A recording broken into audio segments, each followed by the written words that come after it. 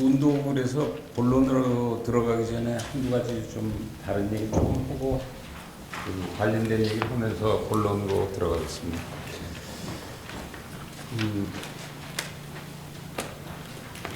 오셨는지 모르겠습니다만 지난주 김양수를 하고 엘리베이터 제 같은 데 뒤에 2시간 듣고 나오시던 선생님이 저한테 이런 질문을 하시더라고요. 엘리베이터에서. 선생님, 저는 국제정치학이나 이런 거는 전혀 관계가 없는 사람인데 여기 와서 이런 내용의 얘기를 듣는 게 본인한테 어떤 의미가 있겠냐고 저한테 물어보셔서, 보통은 웬만한 질문을 받아가지고 내가 답변을 못하는 적이 없는데 순간적으로는 금방 뭐라고 답변하기가 굉장히 어렵고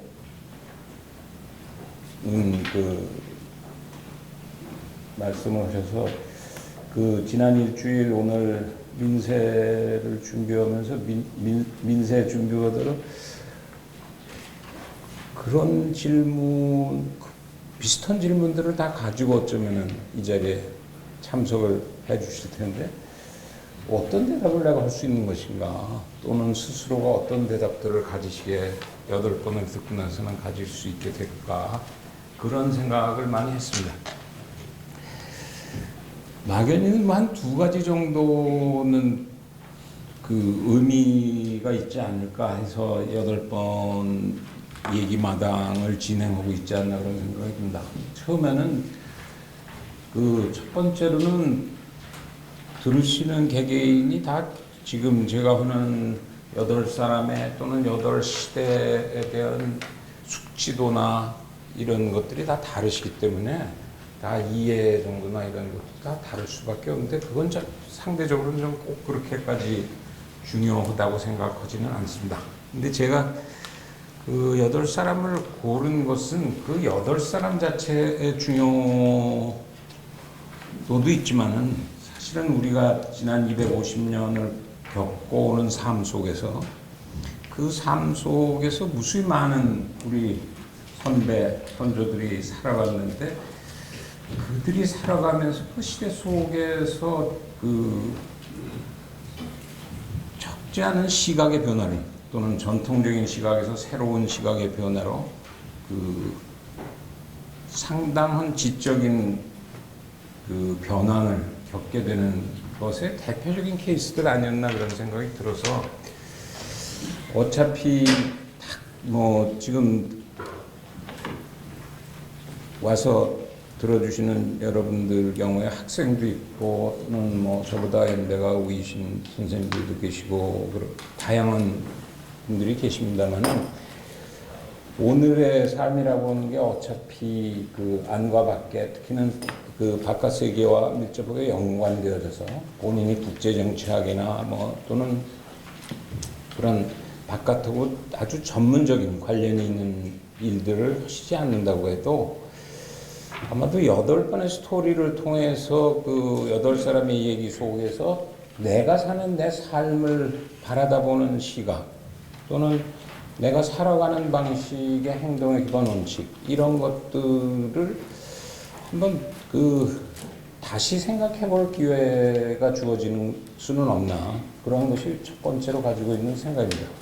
조금 더 욕심을 내자고 한다면 제가 쓰는 말 중에 그런 개인 차원에서부터 사실은 우리가 살아가는 삶의 모습이라고 하는 것이 개개인이 우선 다 잘해야 되겠지만은 동시에 우리가 포함되어 있는 사회이든지 또는 공동체가 일정하게 국제순에서 역할을 해내야 된다고 그러는 경우에는 21세기 또는 22세기 우리가 이렇게 살아가는 상황 속에서 중요한 것은 일종의 국가지 또는 국가 지식이라고 하는 것의 중요성들이 점점 커져가는데, 그 국가지라고 하는 것이 제대로 모아지려면은 우리 사회를 구성하고 있는 크고 작은 자리에서 각자 맡고 있는 일의 지식의 축적도 또는 지식의 새로움, 이런 것들이 빠른 속도로 변화를 겪지 않으면은 사실은 21세기의 새로운 국가지를 우리가 수렴해내기는 현실적으로 굉장히 어려운 것 아닌가. 그러니까 우선 개인적으로 작은 세상을 바라다본 눈의 다양성 같은 것을 혹시나 체감하실 기회가 있을까 하는 의도가 있다고 그런다면, 조금 더 크게 생각한다 그러면 지금 같은 수준의 국가지로 우리는 상당히 자신감을 가지고 있습니다만은, 되게 전체로 보면은 여전히 갈 길이 대단히 멀다. 그것을 지난 250년 동안의 그 시대에 특히 국가지가 빠른 속도로 변화하는 시기, 대부분 다루고 있는 것들이 그런 굴곡점에 있는 때였기 때문에 그런 시기의 국가지의 변화의 모습이라고 하는 것과 연관될 수밖에 없다. 5천만 한 사람 한 사람이라고 하는 것은 결과적으로. 그래서 추상적인 두 가지 의미는 있지 않나, 그런 생각을 하면서 들어왔습니다. 오늘 하려고 하는 것이 식민지 시기 두 번째 얘기입니다. 지난 시간 나이는 4-5살 아래였지만은 야경생 김영수를 가지고 지난 시간에 했었고, 오늘 하는 민세 안정훈 선생의 나이는 조금 위지만은 상대적으로 아마 30년 얘기를 조금 더 초점을 맞출 수 있게 하기 위해서 뒤로 뽑았습니다. 기왕에 한 것처럼 이제 첫 번 스토리는 민세를 어떻게 만났는가 얘기로부터 시작을 풀어가겠습니다. 조금 엉뚱한 가나다가 떠 있는 모습을 보시게 될 겁니다. 제가 관악에서 강의를 시작한 것이 정확하게 1980년입니다. 그래서 분명히 강의를 한 지는 30년이 된 것 같은데, 그러면 지난 30년을 하면서 이런저런 개념이나 용어들을 내가 때로는 조어가나 경우에 따라서는 번역을 했든지, 이런 과정 속에서 그것이 일정하게 의미를 가졌든 또는 좁은 의미의 학계보다는 조금 더 넓게 사용되었던 것들이 과연 있었던가, 그런 생각을 좀 했습니다. 그 이유는 이제 민세하고 관계되는 것이기 때문에 그런데, 그래서 얼른 생각나는 거 보면, 왜 우리가 개그맨들을 봐도 자기가 유행시킨 개그라고 그래가지고 그걸 굉장히 자신감을 가지고 늘 서로들 자랑하고 이러는 걸 TV 프로에서 보게 되는데, 1980년대 제가 썼던 단어 중에 용미론이라는 용어가 있습니다. 80년 이후에 태어난 분들은 잘 모르시겠지만 80년대 처음 관악으로 돌아오니까 그 당시는 관악만이 아니라 각 대학이 다 싸움의 중요한 것 중에 하나가 친미와 반미의 치열한 싸움이 있었습니다. 데모나 이런 과정에서. 그래서 그 당시에 미국의 교정치료원도 그 당시에 내가 가르치고 있었기 때문에, 이게 친미 반미라고 해서 국력을 소모할 게 아니라 용미로 가자. 그래서 그 단어를 처음 쓰기 시작했고, 캠퍼스 안에서는 양쪽에서 다 비난을 받았습니다. 양쪽에서 다 좀 사쿠라 같은 성격을 띈 것 아니냐. 용미라는 게 빠져나가는. 또 재밌는 거는 그 당시 아마 그 용미에 관해서 신동아에도 제가 글을 한번 썼더니, 우리 주한미 대사관의 공보관도 차라리 반미가 낫다. 용미라고 하는 거는 굉장히 어떻게 보면 기분이 별로 안 좋은. 여하간 그래서 일정하게는 대중성을 획득해서 지금도 가끔 씁니다. 용외세론이라. 그래서 지금은 이제 일반 명사가 돼서 어쩌다가는 아주 굉장히 웃기는 일이 생기는데, 원래 처음 만든 저한테 와서 저 용어를 설명을 하는 분들이 생기기 시작. 이게 친미 반미가 있는데 친외세 반외세가 있는데, 우리가 갈 길은 용무에서가 바람직하지 않냐. 사실은 처음 조를 제가 했습니다 그러면은 쑥스러울 것 같아서 뭐 네 그래요 그러고 이제 듣는 그만큼 이제 세월이 흐른 거죠.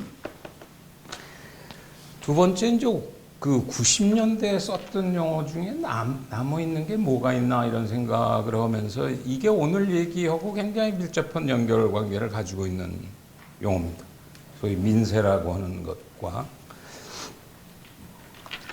지금 자주적 세계화로 되어 있는데 어떻게 해서 자주적 세계화란 말이 지금 그 조어를 하게 됐는가 하면 아마 기억에 1997년이었나 8년이었나 김대중 대통령이 당선된 전후였던 것 같습니다. 그 당시에 그 남북 해외 확자 통일회의라고 하는 것을 지금은 그게 말썽이 나가지고 6번째 평양에서 이제 더 이상은 안 만나는 회의가 됐습니다만은 그 당시엔 그걸 매년 베이징에서 만났어요. 북쪽 팀들하고. 근데 어떤 이제 일이 있었냐면은 그 3회 때인가 4회쯤 어간쯤 됐는데 이제 남쪽 팀들이 그때 준비를 주로 많이 해간 것이 아마 김대중 대통령 그 선거가 끝난 직후든지 뭐 이렇게 돼가지고 교류 협력에 관한 굉장히 다양한 프로그램들을 가져가서 이제 남쪽 학자분들이 쭉 말씀을 하셨어요. 그랬더니 북쪽 그 전문가들이 북쪽 분들은 사실은 우리는 교수지만 저쪽은 교수들이 아니고 이제 뭐 남쪽 전문가들이죠. 다 듣고 나서 거의 끝날 그 마지막 마무리를 하려고 그러는 세션쯤 돼서 저쪽 이론 담당 그 총책하는 분이 뭐라고 한마디로 강평을 하면서 이게 교류 협력을 아무리 다양하게 해봐도 소용이 없다. 결국 원칙이 상호 간의 원칙이 합의되지 않으면 교류 협력은 사상 유각으로 다 무너질 수도 있다. 그래서 그 얘기를 들어서 그렇게 지적을 하길래 제가 바로 받았어요. 저쪽은 다 프로그램화돼서 그 핵심적인 얘기는 누가 뭐 대표 선수만 하게 돼 있지만 이쪽은 그 뭐 각계약진하는 시스템일 수밖에 없으니까요. 그래서 내가 그 얘기는 굉장히 나도 일리가 있는 것 같다. 특히 남북한 관계에서 뭐 남북한만 그렇지도 않죠. 한일도 뭐가 좀 돼가는가 보다 하면 뭐 독도 얘기나 교과서 얘기 한번 나오면 또 와르르 무너져가지고 또 처음부터 다시 쌓고 하는 것이 계속 반복되어지는 모습인데 그 지적은 굉장히 정확한 것 같다. 그러면 이렇게 해보면 어떠냐 제가 그랬어요. 내가 보니까 90년대 후반에 남쪽은 그 너무 소박한 의미의 세계화하다가 이게 경제 위기에 봉착을 했고 북쪽은 보니까 또 너무 자주 주체하다 보니까 이게 문제가 안 풀리는 것 같으니까 그걸 합쳐서 한번 해보자. 자주적 세계화로. 즉석에서 합친 거예요, 용어는. 이제 민세적인 복합화. 그 당시엔 제가 민세글들을 읽기 전이었죠. 그러니까 저쪽도 순간적으로 굉장히 당황했어요. 왜 그러냐면 북쪽에서 사용하는 언어라는 건 늘 그게 그 일단 김 위원장 선에서 한번 사용되어진 언어를 사용하는 것이 원칙인데 김 위원장이 사용한 것은 자주는 되는데 세계화는 안 된다고 그랬거든요. 근데 이걸 합쳐놓으면 이게 되는 건지 안 되는 건지 딜레마가 걸린 거예요. 저쪽 그 이론 담당 총책이.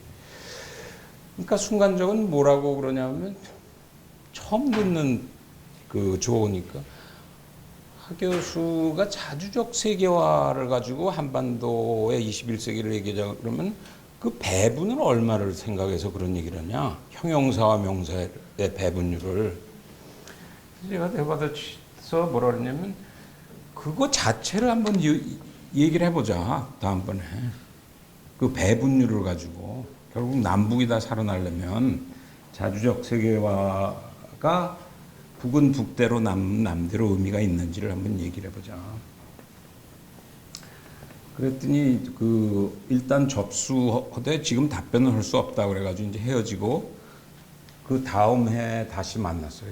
뭐 난 당연히 잊어버렸고 저는 이런 총재가 그 다음에 와서 저보고 하는 얘기는 선생 그 자주적 세계화는 자기네들이 가져가서 내부 토론을 해봤는데 최종적인 상부 보고를 하기는 굉장히 어렵다고 판단했다. 그러니까 위에서 쓰고 있지 않은 용어이기 때문에. 그러나 굉장히 고민 끝에 만든 조어 같은 느낌을 받기는 하는데 더 이상 얘기할 기회가 없어 미안하다 그러고 끝났습니다. 근데 왜 그 말씀을 드냐면 조금 이따 이제 민세를 가는 경우에 그 민과 세를 합치려고 하는 것하고 사실은 그 자주적 세계라고 하는 것은 굉장히 일맥상통하는 부분. 제가 저기가 민세 따옴표적 고민의 공유라고 하는 것이 친화감을 민세를 보면서 제가 느꼈던 중요한 공유 부분이 있었다고 하는 거죠. 허든 김이니까 세 번째 것은 2000년대 들어와서 이건 대중적으로 지금 넓게 알려져 있지는 않습니다만은 결국 우리가 전통적인 시각으로 전통이란 말이 그 시대에 따라서 다 다른 전통인데 우리가 다뤘던 18세기로 가면 정조 앞이 전통이 되는 거고 19세기로 가면은 1840년대 서양이 들어오기 전이 전통이 만약 된다고 한다면 21세기로 오면은 박규수나 육일준이 새롭다고 생각하는 근대라고 하는 것이 반대로 이제 전통이 되는 거겠죠.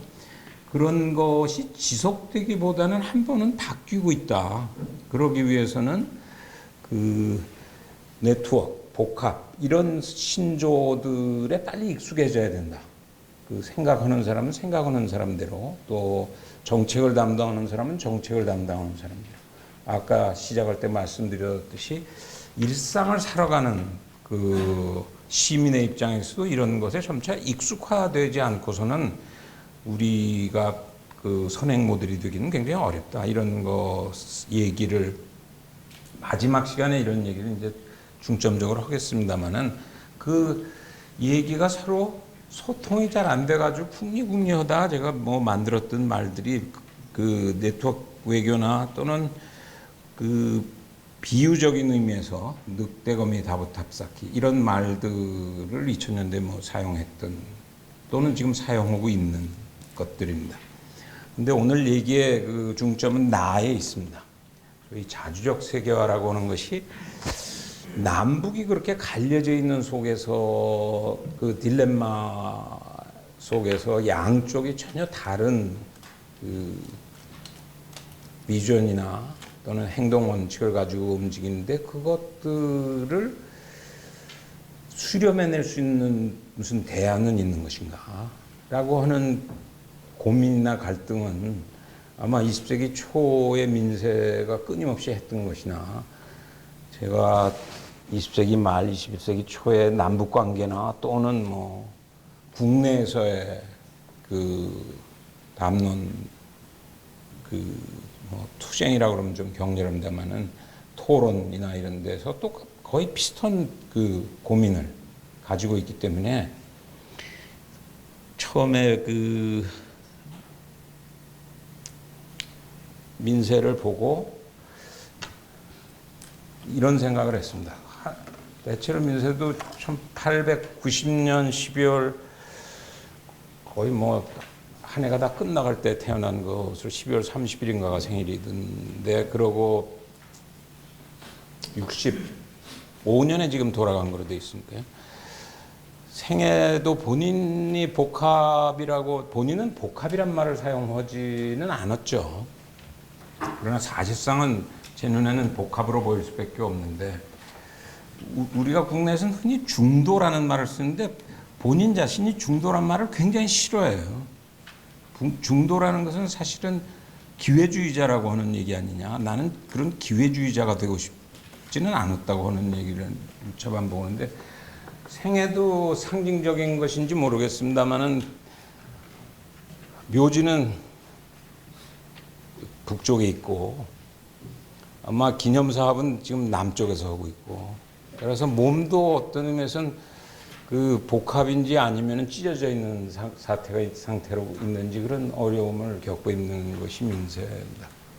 그래서 제가 가령 연암 경우에 그 보통들 그렇게 정리하지 않지만은 신병을 좋은 의미에서 그것을 어떻게 그 겪어내려고 하느냐로 보는 것이 사실은 연암적인 고민을 정확하게 읽는 것에 좋은 방법 아니냐, 그런 말씀을 드렸던 것처럼, 민세를 보고서는 안재홍 선생을 보고는 역시 그 민세라고 하는 것을 가지고 그의 삶을 시기구분할 필요가 있지 않는가, 그런 생각이 많이 들었습니다.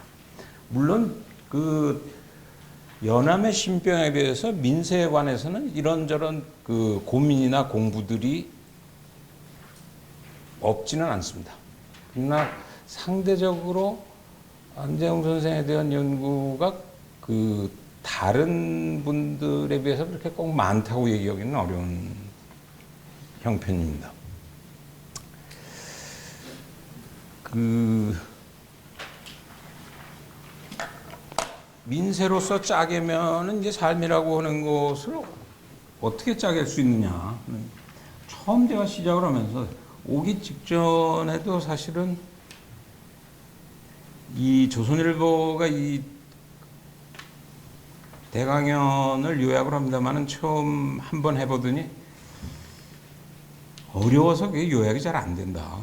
차라리 굉장히 괴롭지만 선생님이 간단히 요약을 해주셨으면 그게 편하겠다고 그래서 굉장히 축약적으로, 사실은 내일 나가니까 오늘 것까지 미리 넘겨주니까 데스크에서 급하게 전화, 뭐냐 그랬더니 선생님 그 안재홍을 민세를 가지고 이렇게 나누신다고 그랬는데, 처음 본인이 민세가 자기가 호를 민세라고 스스로 지은 거예요.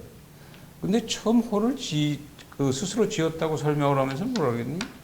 그 민중의 세계로라고 하는 뜻으로 민세라는 의미의 21, 그러니까 21면은 되게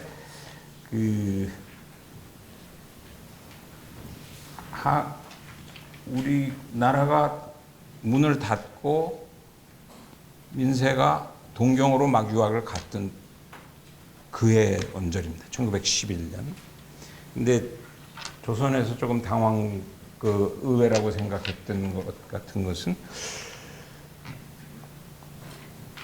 나중에 양력을 잠깐 보겠습니다. 민세가 사실은 그 조선일보가 24년부터 처음 조금 그 총독부의 후원하에 진행되던 신문 같은 것에서부터 이제 월남 이상계 선생하고 민세가 주필이 되면서 사실은 소위 말하는 민족주의 좌파 또는 비타협적 민족주의적인 색채를 띠게 되는 이제 중요한 시기가 되고, 그렇다고 한다면 기본적으로는 민족주의인데 거기서 민중의 세계로 그러면 요즘 기분에는 민중의 세계로 그러면은 사회주의적인 구호 같은데, 이거 선생님이 어떻게 연결이 되는 겁니까?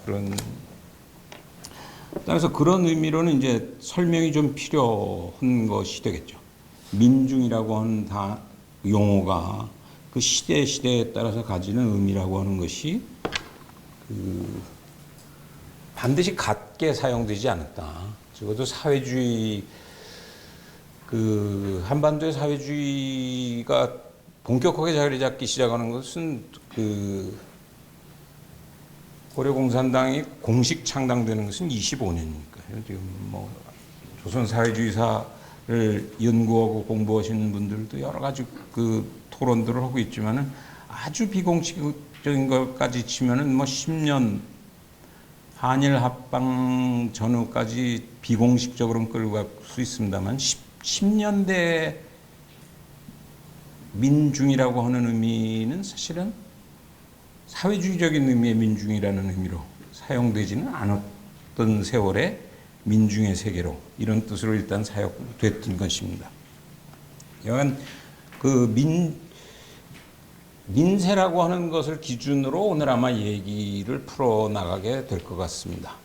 만남의 이제 첫 번이 조금 전에 말씀드린 대로 그 민세가 가지는 복합성 이런 것이 저한테는 굉장히 그 눈에 띄었기 때문에 일단 손을 대기 시작했고 그렇게 해서 조금 들어가다 보니까 무엇과 연결되어지냐 하면 결국은 그 민세가 고민했던 것에 민과 세의 고민이니까 그 앞에 민은 민족주의에 관한 문제들이 따라서 어쩔 수 없이 조선의 한반도의 민족주의 내셔널리즘이라고 하는 것을 어떻게 해야 될 것인가 라고 하는 문제와의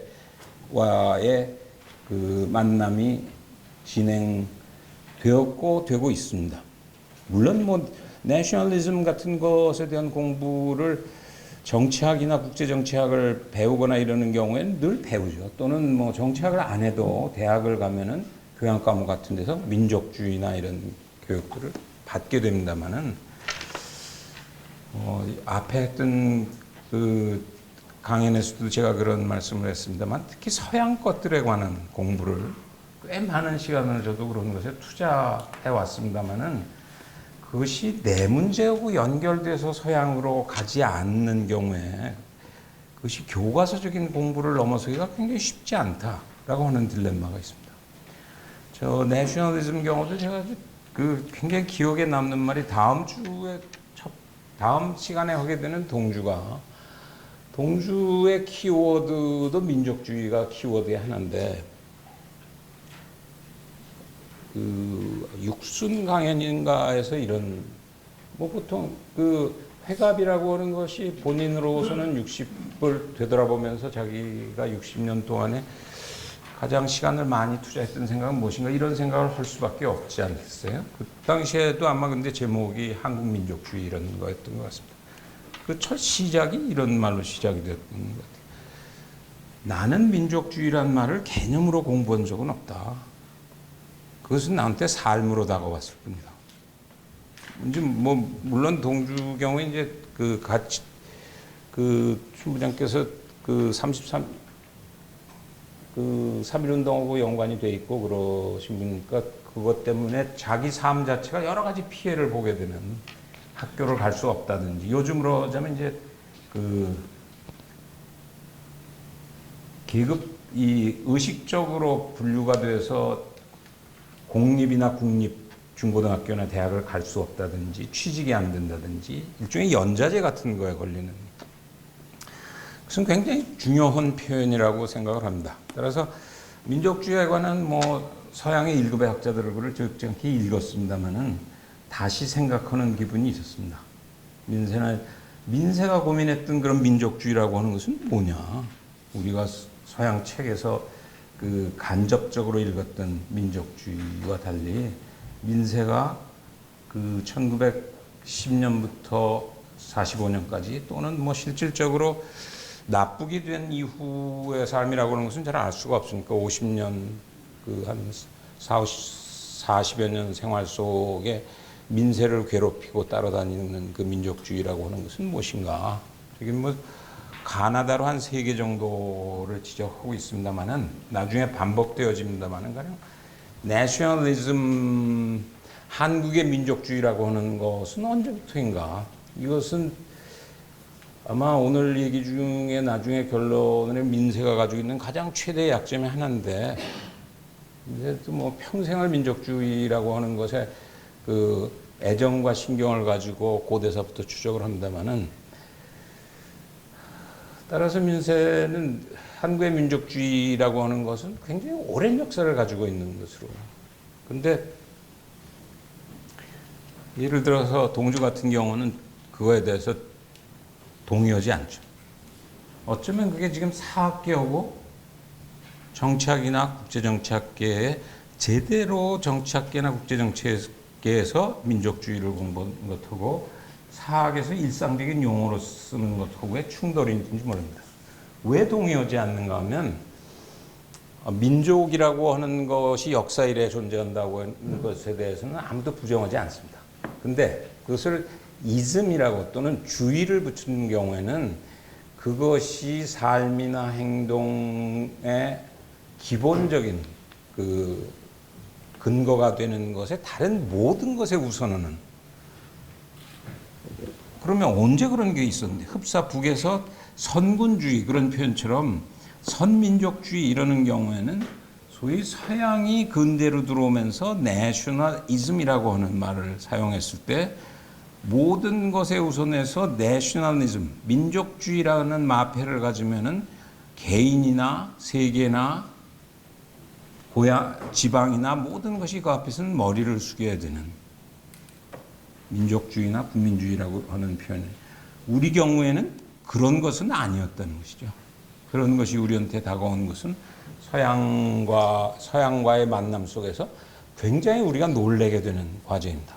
나에 보면 저쪽이 따라서 개별 국가들이 내셔널리즘이라고 하는 이름이 자국의 최소한의 생존이나 번영을 넘어서서 타국까지 그 영향을 미쳐 나오는 것을 만약 양계추류의 표현으로 하자면 제국민족주의라고 하는 표현을 붙였다고 한다면 우리 경우에 처음 드러났던 민족이 우선돼야 된다고 생각했던 건 다분히 방어적으로 저항민족주의의 형태로 우리한테 나타나는 것은 19세기 뭐 중반 또는 후반 뭐 이렇게 잡을 수밖에 없다. 그래서 그렇게 보면 민세 민족주의라고 하는 것은 여러 가지를 생각하게 만든다는 것이죠. 가에서는 사실은 민세 민족주의는 그렇게 기능을 못합니다.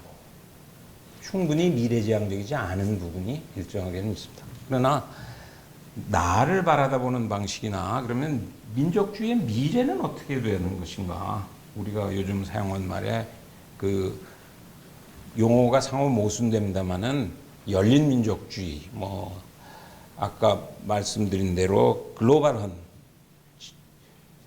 지구민족주의 이런 표현들을 최근에는 사용할 수밖에 없게 되는데 그러면 미래적으로는 우리는 어떻게 해야 되는 것인가? 또는 내셔널리즘을 이제 띄워버려도 되는 것인가?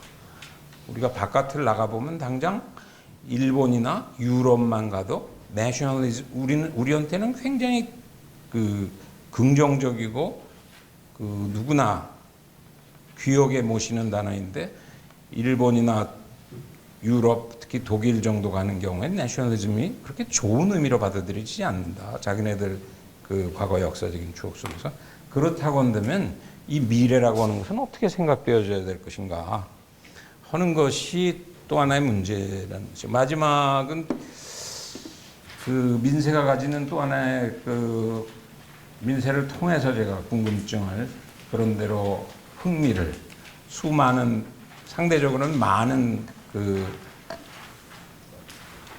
독립운동을 위해서 몸을 바치거나 머리를 바친 분들이 있었음에도 불구하고 후기를 민세를 통해서 하는 얘기의 세 번째는 그 전형적인 그 복합의 역사의 20세기 초반을 대표하는 사람 아닌가. 따라서 그것이 가지고 있는 장점과 단점, 가능성과 한계, 왜 그것은 좌절할 수밖에 없었던 것인가 라고 하는 면에서는 그 배우는 것이 상당히 있지 않겠나 그런 생각이 들었습니다. 따라서 그 마지막 2시간 마무리하면서 그 어떤 특정 개념이나 용어로 조금 이렇게 묻겠습니다만은 대강 이미 이제 6번째까지 오는 것을 들어보시고는 아, 저 사람이 어떤 판단 기준이나 선택 기준에서 연암, 다산, 박규수, 유길준, 그 김양수,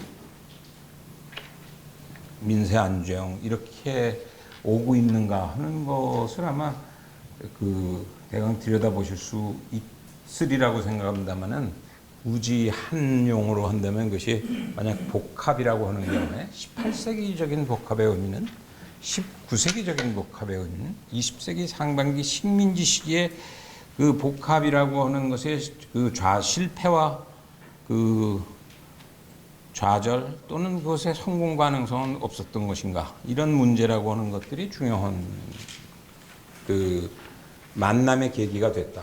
또는 안세 그 민세를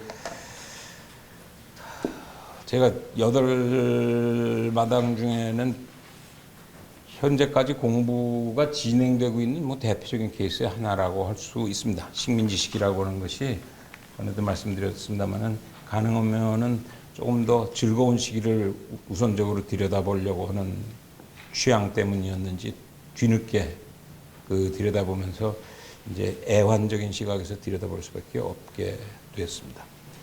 그 삶을 잠깐 짚고 뭐 순서대로 삶의 세계로 넘어가겠습니다. 이게 들으시는 분들이 다 그 개개인들이 가지고 있는 관점이나 흥미가 있어서 초장에는 제가 삶을 길게 했더니 암 쪽으로 가자. 그랬더니 삶은 연표를 제일 파워포인트엔 자세하게 만드는데 왜 그 연표를 설명을 안 하냐. 그런 지적들도 있어서 적당한 균형을 그 잡아볼까 합니다. 대체로 아까 그 크게 보면은 민세를 중심으로 해서 자르자. 그런데 그것은 이제 민세라고 하는 삶의 세계로 구분을 만약 한다고 한다면 삶을 그것을 염두에 두고 짜겠다 그러면 대개 한 5시기 정도로 민세의 삶이 요약될 수 있지 않나 그런 생각이 됩니다. 아까 말씀드린 대로 태어난 것을 보면은 1891년 12월 양력으로 12월 말쯤 되는 것 같은데요. 일본 유학 가는 것이 그 한일 합방 직후입니다. 본인의 그 워낙 뭐 당대 논객이었고 조선일보의 핵심적인 글들을 써온 분이기 때문에 글이 굉장히 많아요. 전집이 나와 있지 않고 지금 현재 선집의 이름으로 나와 있는 것도 그 현재까지 나와 있는 게 한 8권 정도의 선집이 나와 있습니다. 그 중에 그 자기 개인 스토리를 그렇게 많이 남기고 있지는 않습니다. 근데 개인 뭐 제 관심의 하나가 그 한 개인이 자기가 겪고 있는 사회, 세계 이런 것들을 어떻게 보고 어느 특정 시기에 새로운 그 변모를 겪는 것이냐. 그게 아마 젊은 그들이라고 하는 것이 가지는 특징의 하나, 제가 그 강연을 하려고 하는 특징의 하나였기 때문에 그런 쪽에 관심을 가지고 좀 보면은 그 민세 경우도 독특한 부분이 있는 것 같습니다. 그 아까 말씀드린 대로 20살쯤에서 일본으로 건너갔다 그러면 그 직전에는 원래 태어난 것은 그 평택 쪽의 서정리 근처에서 그 태어나서 15, 16살까지는 탄학을 배운 것 같아요. 그것도 뭐 특별히 아주 뛰어난 선생님한테 배운 것 같지는 않고 가학으로 집안에 이제 한분 자른 선생님.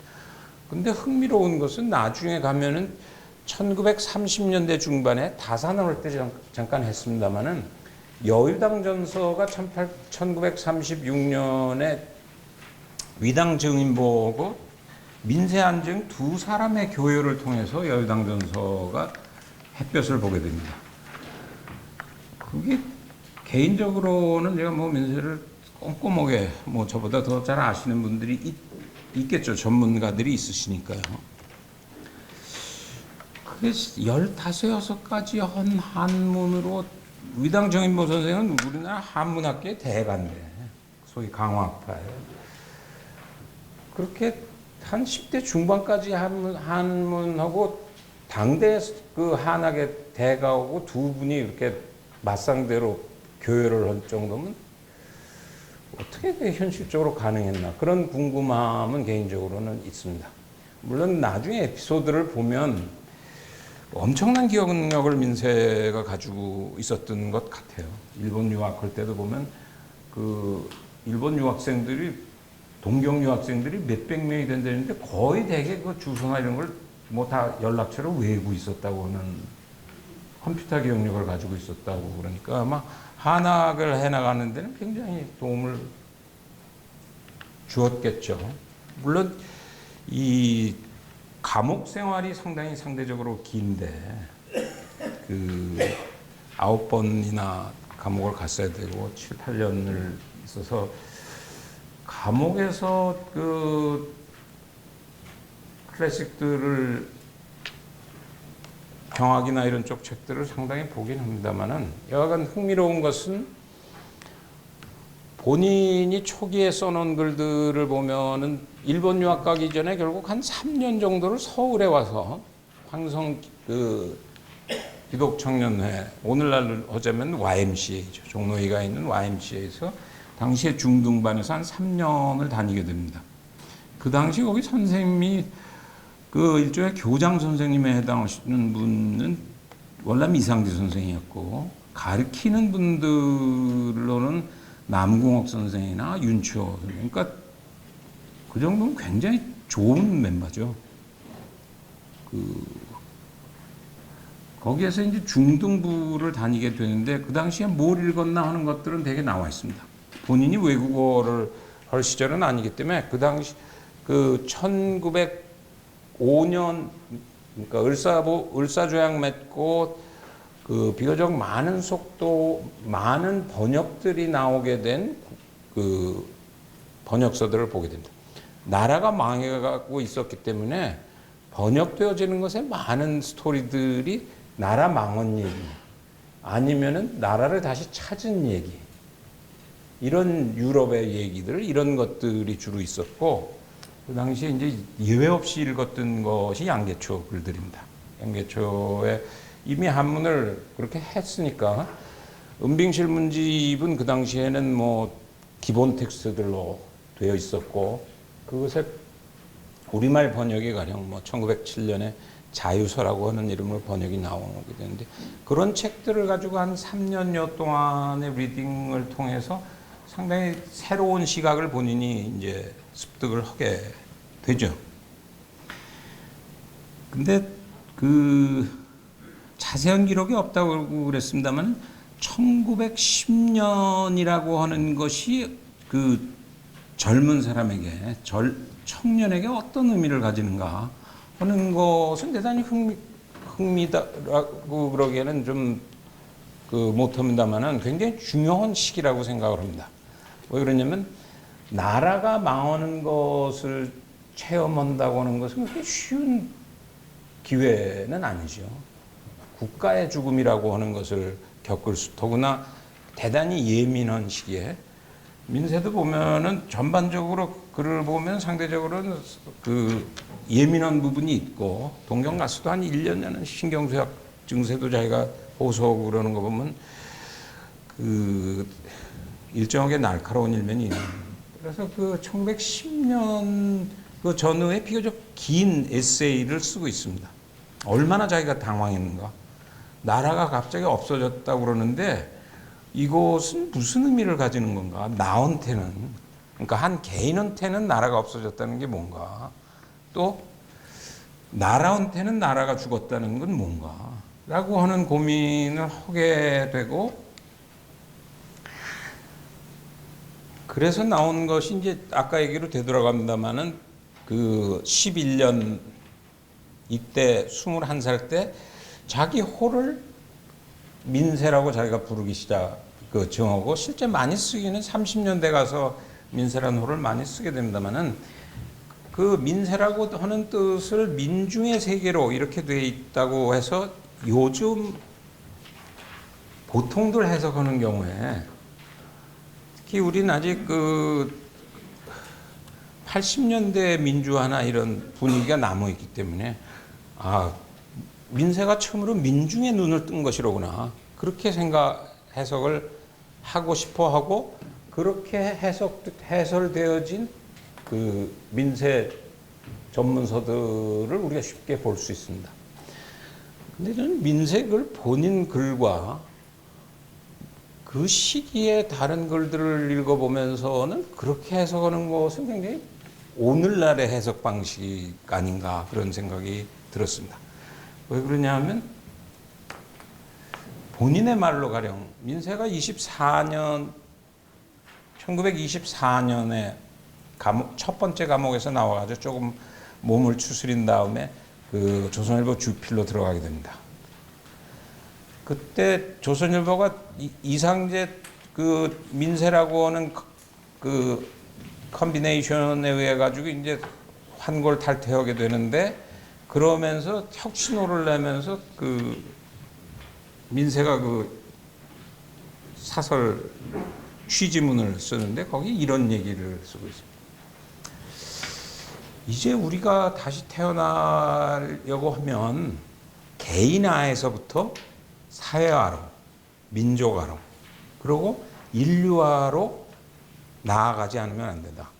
그래서 저는 그게 본인이 21살에 느꼈던 기분 아닌가. 나라가 망했다. 나라가 망했다는 것은 곧 나의 죽음을 의미하는가. 1910년에 그 청소년 조금 고민하는 젊은 세대들한테는 적지 않은 충격으로 그것이 왔는데, 대체로 그런 상황에서 오는 첫 번째 반응은 일단 국가가 없어졌다 그러니까 그 개인이라고 하는 문제에 집착할 수밖에 없는 부분이 있는데, 민세는 뒤집어서 생각합니다. 결국 이것은 나라가 없어졌다 그러고 다시 되돌아오려면 언제 되돌아오는지 모른다고 그 선배나 손분들이 말씀을 하시는데, 그렇다고 한다면 개인화로부터 더 넓은 아의 세계로 나아가지 않고서는 안 되는 것 아닌가. 그것이 자기 호를 자기가 민세라고 부르게 되는 그 첫 출발이 아니었나. 그게 제가 민세 글을 읽으면서 처음 이 사람이 민세라고 하는 호를 붙이는 게, 나는 민중의 세계로 나가겠다, 이런 뉘앙스의 것이 아니라 개인화로부터의 훨씬 더 커다란 아의 세계로 우리가 본인은 물론이고 우리 전체가 나아가려고 하려면 어떻게 해야 할까라고 하는 것이 그 1911년의 핵심적인 고민이 아니었나, 그런 생각이 듭니다. 그래서 보통 밟는 코스를 받게 됩니다. 김양수보다 약간 먼저 그 대학은 같은 와세다를 거치게 되고, 실제 돌아와서는 두 번째 시기에 해당하는 1915년부터 조선일보에 들어가기 전까지 한 10년이라고 하는 생활은 처음 중앙중학교에 와서 그 김성수 씨 밑에서 취직을 합니다만은 그 비교적 그 융통성 감옥을 가장 많이, 국내에서는 가장 많이 갔던 언론이고, 주필에서 사장까지 했음에도 불구하고 그 부사장, 사장하면서도 수시로 잡혀가는 사태가, 요즘은 언론사 사장, 부사장들은 잡혀가야 될 때가 돼도 안 잡혀갈 수 있는 여지가 충분히 있는데, 그거에 비해서는 굉장히 그 감옥 출입 빈도수가 잦고, 따라서 국내에서 그 35년을 보냈던 분들 중에 그런 대로 많은 사람들로부터 그 일정하게 존경을 받는 대표적인 사람의 뭐 하나라고 할 수 있습니다. 45년에게 논쟁적인 요소는 있습니다만은 그 민세나 또는 여운용이나 뭐 이런 분들이 그런 대로 그래도 간접적으로 알 수가 있는 게, 일본이 나가면서 우선 접촉을 시도했던 것은 그 두 사람이었다고 하는 것은, 1차적인 접촉을 시도한 것은, 그것이 당시에 조선 그 2천만 민들에게 그런 대로 설득력을 가질 사람을 찾아가지고 그 교섭을 시도할 수밖에 없지 않았겠어요? 그래가지고 실제 그 조선일보 들어가기 전에 19년에 보면은 대한민국 청년 외교단 비밀 조직에 참여, 저거로 인해서 한 3년 가까운 옥살이를, 저것이 첫 번째 옥살이의 시작입니다. 이 조선일보는 민세의 경우는 중요합니다. 조선일보와의 인연이 24년부터 일단 30년대 초반까지 계속되어지고, 그 과정에서 신문과 동시에 소위 신간회라고 하는 그 모임을 책임 간사로서 총무 간사로서 그 중심적인 역할을 하게 됩니다. 나중에 우리가 조금 자세히 보겠습니다만 신간회라고 하는 것이 가지는 의미는 1920년대 후반에 있어서는 대단히 중요한 의미를 가지고 있기 때문에 왜 그 신간회에 그렇게 정성을 쏟았던 것인가 민세는 1900그 식민지 시기에 있어의 복합화를 위해서 신간회가 가지는 의미는 무엇인가 또 그것은 왜 실패할 수밖에는 없었던가 이런 부분이 1924년부터 신간회는 실제는 27년에 그 참가 그 모임이 공식적으로 이루어지게 되고 31년이 되면은 다시 그 사회주의와 그 민족주의 좌파의 내부 분열 때문에 결국 문을 닫게 됩니다. 31년부터 신간의 삶이 끝나면 그 32년 전후부터 여기 민세주의와 조선학 이렇게 구분을 했습니다. 한 그 사람의 생애를 우리가 구분하는 경우에는 아마 이중적인 잣대를 잴 수밖에 없을 것입니다. 바깥의 변화라고 하는 것을 어차피 우리가 생각을 하지 않을 수 없고 그러나 인간이라고 하는 존재가 내가 살고 있는 삶의 그 바깥의 역사의 변화에 따라서 모두 내 개인사가 나누어지는 것이냐 아니면 어느 정도의 주체사적인 성격을 띈 것이냐 하는 부분이 있죠. 그런데 식민지 시기에 있어서 그 바깥이라고 하는 것은 상대적으로는 방패막이가 없는 형태로 다가오는 것이기 때문에 그 외풍의 추위라고 하는 것은 훨씬 강할 수밖에 없었습니다. 따라서 1931년은 1910년이 우리한테 그 망국이라고 하는 또는 국망이라고 하는 중요한 역사적인 계기였다고 한다면 세계사적으로는 1차 세계대전이 14년부터 뭐 17, 18년 있은 후에 그런대로 1차 세계대전이 마무리된 이후에 다시는 전쟁을 안 치를 것 같이 생각했는데 1920년대 말 되면은 서서히 조짐이 별로 좋지 않다. 특히 우선 경제가 주저앉았다. 경제가 주저앉으니까 최근에 우리가 지금 80년 만에 경제 위기를 극복해 나가면서 소위 출구 전략이라는 것을 각국이 선택을 하게 됩니다.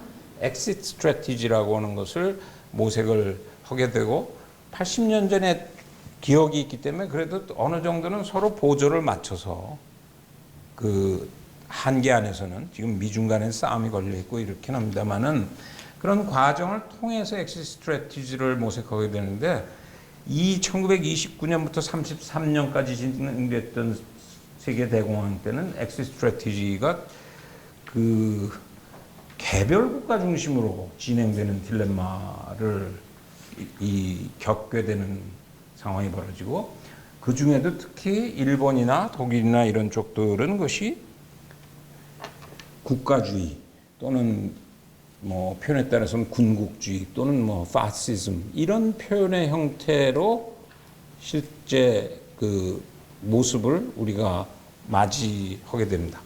따라서 삶이 각박해질 수밖에 없고 식민지적 삶이 각박해지면 얼마나 각박해지는 것이냐. 식민지적 삶 속에서도 점차 그 정치와 연관된 또는 그 어떤 자기 입장을 표명하는 공간이라고 하는 것이 점차로 줄어드는. 그래서 소위 말하는 그 3.1운동 이후에 문화정치나 이런 것이 주어졌던 아주 좁은 약간의 공간들이라는 것이 점차 줄어드는 속에서 그 시기에 소위 이 민세라고 하는 것에 주의를 붙여가지고 스스로가 민세주의라고 하는 얘기를 본격적으로 하기 시작하고 아까 21살에 지었던 민세라고 하는 그 호를 이제 자기가 주로 사용하는 호로 사용을 하게 되는 시기가 됩니다. 실제 다른 활동을 하기가 대단히 어려워지니까 공부는 소위 말하는 오늘날로 어쩌면 국학 또는 한국학에 해당하는 조선학을 본격적으로 손을 대게 되고 또 신문사에서도 그 사장하다가 피라로 그 사고가 나고 나서는 이 고대사연구나 이런 쪽의 시간을 45년까지 그 집중적으로 투자를 하게 됩니다. 그러고 45년 이후에서 아까 말씀드린 대로 한국전쟁까지 한 5년, 해방정국 3년 내지 5년 기간에 민세 나름의 또 하나의 복합화를 그 시도하게 되는 과정을 겪게 됩니다. 그래서 얘기를 아까 처음에 말씀드린 대로 제가 이런 백그라운드 속에서 그 알메세기를 되게 민세라고 하는 특정한 용어를 중심으로 해서 1기, 2기, 3기로 나눠서 좀 설명을 드려보겠다 하는 얘기입니다. 1기는 아까 시작을 하면서 조금은 말씀을 드렸습니다. 약간의 오해가 있는데 민세가 원래 이건 본인이 그렇게 얘기를 하니까요. 민중의 세상이라는 뜻으로 자기가 스스로의 아호를 민세라고 어린 나이에 불렀다. 그런데 오해하시지 말아야 될 것은 민중이라고 하는 민세가 스스로가 사용하고 있는 민중이라고 하는 것은 사회주의적인 의미에서 억압받고 착취당하는 민중에도 아주 특정한 민을 얘기한 것이 아니라 그것보다는 조금 더 넓은 의미로 사용하고 있는 것으로 받아들이는 것이 민세를 이해하는 데선 옳은 길일 것이다. 얘가 처음에 그 11년에 자기가 호를 붙이면서 심히 장대한 기계와 포부를 표현하기 위해서 민중의 세상이란 뜻으로 민세라는 호를 정하겠다. 이런 표현을 하고 있고, 이건 제 주관적인 해석입니다만은 24년 11월 1일 이거 본인이 쓴 글입니다.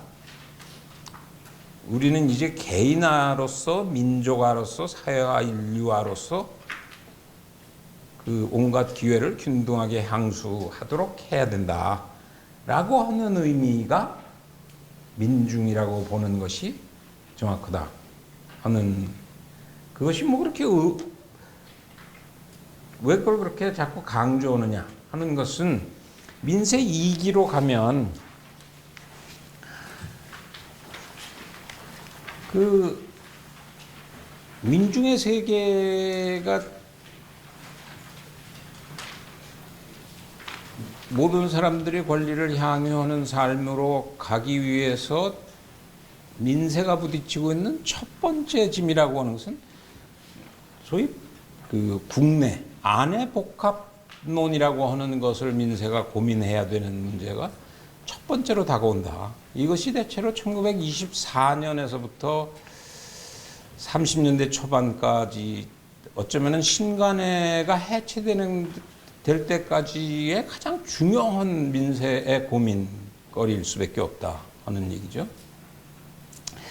지난 시간에 김양수를 할 때 잠깐 설명을 했던 설명입니다만 다시 한번 반복을 하면 1920년대 초중반 우리의 그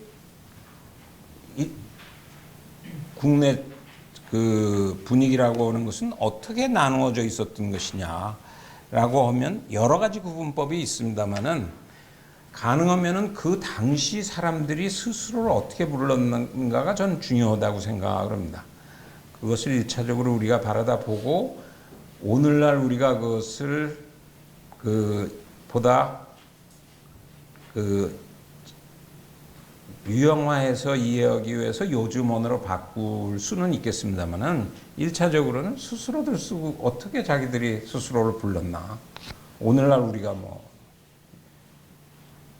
386 이런 단어들이 쓰이는 거나 마찬가지로 그런 것으로 보면 20년대 초중반을 보면서 비교적 깨끗하게 구분을 하고 있는 것으로 제 눈에 띄었던 것은 1923년 12월 개벽. 거기서는 당시에 크게 보면 네 파가 있다고 구분을 하고 있습니다.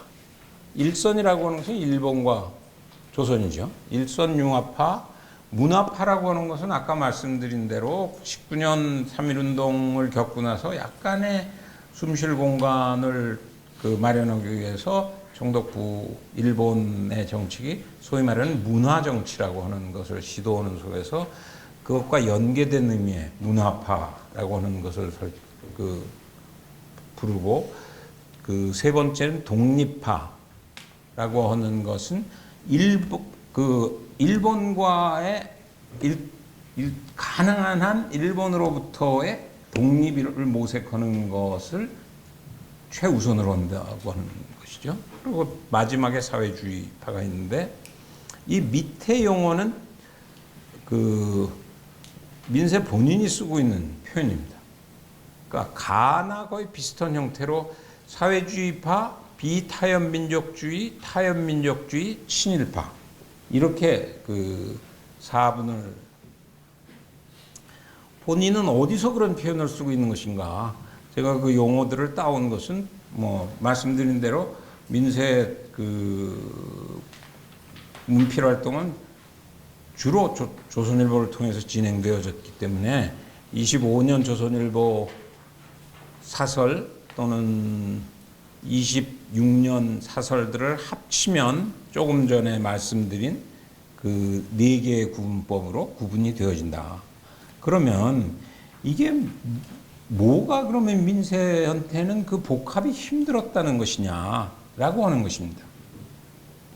이 4개가 1920년대 민세 그 식민지 시기의 민세의 독특한 복합론이라고 하는 것이 뭐가 골치가 아팠고 뭐가 의미가 있고 한계가 있는 것인가. 그것의 이제 구체적인 표현은 소위 말하는 신간의 창립과 해설을 통해서 드러나게 되는데 이런 것이겠죠. 그 아무래도 사람을 중심적으로 우리가 생각을 하는 것이 편하니까 그 1번과 타협적이냐 비타협적이냐 그리고 사회주의가 있고 친일이 있다 그러면 오늘날에 우리가 여야나 또는 보수나 진보의 구분보다는 훨씬 더 이 문제는 심각성을 띌 수밖에 없습니다. 싸움이라고 하는 것이. 지난 시간에 그 김양수를 하면서 뭐 시간이 없어서 설명을 할 수는 없었습니다만 1924년 1월 1일자 동아일보를 보면 거기에 김양수의 그 데뷔한 일의 2번째 그 연 5일에 걸친 국제정치 시사해설이 나온다고 그랬습니다. 그건 국제정치의 김양수 국제정치론이라고 하는 것을 조명하려고 해서 그렇지 1924년 1월 1일 동아일보는 무엇으로 유명한가 하면은 춘원의 민족적 경륜이라고 하는 그 5번에 걸친 글 때문에 동아일보 24년 1월 1일자 신문은 오늘날까지도 기억이 되고 있습니다. 조금 전에 넷으로 구분한 것 중에는 민족주의 우파 또는 타협적 민족주의라고 하는 것의 전형적인 패턴이 춘원의 민족적 경륜이 본격적인 시작이다 하는 표현이죠.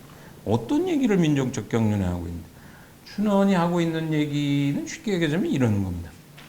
우리가 결국은 언젠가 독립을 하려고 해도 중요한 것은 정치, 경제, 교육 이런 것들이 있는데 그러면 교육을 위해서 대학을 세운다든지 경제를 위해서 물산장려 운동을 하지만 결국은 마지막에 언젠가를 위해서 정치를 하려면 정치적인 훈련이 되는 중심 그룹이 있어야 되지 않겠냐. 그런 기회를 만들어야 된다. 그런데 지금 식민지 시기에서 일본이 허용하는 것은 자치 이상으로 허용하지는 않지 않겠냐. 독립을 줄 가망성은 없으니까 자치론이라도 받자. 그렇게 해서 소위 말하는 오늘날로 보자면 폴리티컬 리더십 트레이닝을 시키는 것이 낫지 않냐. 차라리 비타협적 또는 독립적 포지션을 취하고 그것을 총독보고 사상권 싸우는 것보다는 그것이 소위 말하는 우파들의 지적입니다. 근데 그 속에서 민세는 어떤 생각을 했냐면 점차적으로 자치론을 결국 받는다고 하는 것은 결과적으로는 진정한 의미에서 독립으로 갈 수 없는 그 궁극적으로는 친일로의 나락으로 떨어지는 것의 첫 계단을 밟는 길 위험성이 대단히 많다. 또 동시에 그것은 조선민족주의 운동의 주도권에서 민족주의 우파가 민주주의라고 하는 것이 중심으로 들어올 수밖에 없는 것이 아닌가 그렇게 생각했기 때문에 한편으로는 왼쪽을 바라다 보니까 여러 가지 여건이 악화되어 가는 속에서의 조선의 사회주의 운동이라고 하는 것이 점차 세력화되어 가는 과정. 아까 25년이 공식적으로 그 당 조직이 시작되어진다는 말씀을 드렸습니다. 그러니까 왼쪽을 보니까 사회주의가 점차적으로 자리를 잡아가고 오른쪽으로 보니까 춘원을 비롯해서 이런 사람들이 총독부나 일본하고 점차적으로 협력 관계를 유지하려고 하는 이 딜레마 속에서 뭔가 방향을 잡아야 되겠다. 이때 그 방향을 설정하지 않으면 영영 설당이 없어지는 거지. 작게는 아마 한 자기가 중심이 되어 있는 그 그룹으로서 그렇고 나라 전체적으로 봐서 길게 봐서 자기 철학적인 자기 시각에서의 장기적인 의미에서 독립 같은 것을 생각할 때도 그렇다고 생각을 한 거죠. 따라서 그 과정에서 이제 신간회라고 하는 모임을 통해서 작게는 그 민세가 주도권을 장악하는 것이 되고 크게는 그것이 지금 식민지로 놓여 있는 상황 속에서 택할 수 있는 최선의 길이 아닌가 이런 논의를 하게 됩니다. 얼른 보기는 간단한 것 같습니다만은 사실은 대단히 미묘한 부분의 얘기입니다. 또 국내에서 민세를 공부하시는 분들도 본인의 주관에 따라서 이 해석은 굉장히 헷갈리는 부분이 있습니다. 어떻게 헷갈릴 수가 있냐? 친일을 빼면 되게 세 개의 그룹이 있었는데 해석을 어떻게 헷갈릴 수 있냐? 이렇게 헷갈릴 수가 있죠. 사실상 신간회나 당시에 민세가 그 괴로워했던 것은 민족주의 우파를 결국은 그 주도권을 주면 안 되니까 사회주의하고 연계해서 민족주의 우파를 주도권을 장악하지 못하도록 하는 것이었냐. 근데 저같이 복합이라고 하는 시각에서 보는 그 논에서 보면 어쩌면 민세의 시각에서는 이름은 여전히 그래도 그것이 민족주의 좌파 우파고 또 하나는 사회주의이기 때문에 민족주의 우파가 점차적으로 위험하게 친일로 가려고 하는 그 경계선을 넘나들고 있기는 합니다만은 아마도 민세가 가고 싶어 했던 것은 언젠가는 사회주의와 민족주의 우파를 다 복합으로 아우르는 것의 중심으로 그래서 그런 표현의 하나로 결국은 그 신간회라고 하는 것은 식민지라고 하는 제약성 때문에 그렇지 식민지라고 하는 제약성만 없다고 한다면 그것은 사실은 중앙당을 구축하려고 하는 그 자기 모색이다. 해방 이후는 실제 그런 쪽으로 이제 해보려고 노력을 하죠. 국민당이라는 이름을 통해서. 따라서 그 보기 나름에 따라서 보이는 것이 신간회에 우파들이 전혀 안 들어와 있던 것은 아니죠. 가령 요 시기는 오히려 조선이 이제 비타협적인 노선에 서고 동아가 타협적인 노선에서는 특정한 기간이 되는데 그 송진욱 씨나 이런 분들도 신간의 활동을 하게 되니까 그러면 사회주의나 이 그룹들을 다 가지고 그 속에서 자기가 그 중심을 잡고 끌어갈 수는 없는 것이냐 하는 것입니다. 근데 왜 결과적으로 신간회라고 하는 것이 중요한 실험이었음에도 불구하고 또 그렇게 식민지적인 어려움이 있었으면 내부적으로 단결되어져야 될 것 같은데 왜 일본이라고 하는 것에 그런 억압적인 분위기 속에서 진행되는 것이라고 한다면 그런데 결과적으로는 깨지는 그 31년에 깨지는데 그 전조는 30년 말쯤 되면 부산지회에서 공식 그 항의가 들어오기 시작합니다. 사회주의파에서 결국 이거는 사기당하고 있는 것이 아닌가. 사회주의 계열들이 민세가 말하는 민족주의 좌파 운동에 의해서 그 투쟁 역량을 약화시키려고 하는 그 일종의 사회주의에 대한 해당 행위에 해당하는 것이 아닌가 하는 문제 제기를 하게 됩니다. 따라서 이 논란이 시비가 점점 커져가지고 31년에 결국 그것을 막아낼 수가 없어가지고 일단 신간회가 깨지게 됩니다. 그러면 여기서 이제 민세 따라서 이것은 시기가 한번 나눠질 수밖에 없기 때문에 제가 민세 제3기로 불렸고, 민세 제3기에 들어가면 31년 어간되면은 아까 말씀드린 대로 한 번 민세가 다시 그 옥고를 치르고 돌아와서 몸을 추스리고 그 민세라고 하는 호에다가 본인이 주의자를 붙이고 쓰고 있는 것들을 보면 이런 얘기를 제가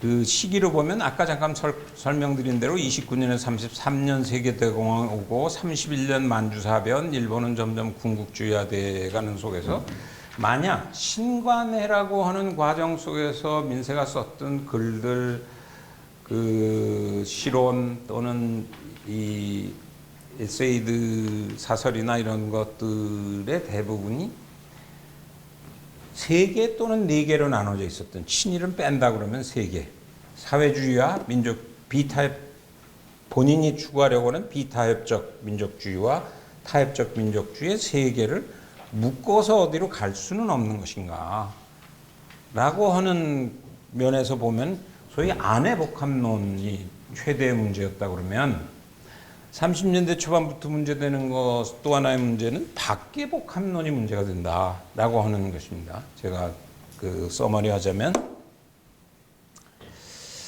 그 민세주의에 해당하는 뭐 대표적인 글로 흔히들 많이 읽는 것이 2개입니다.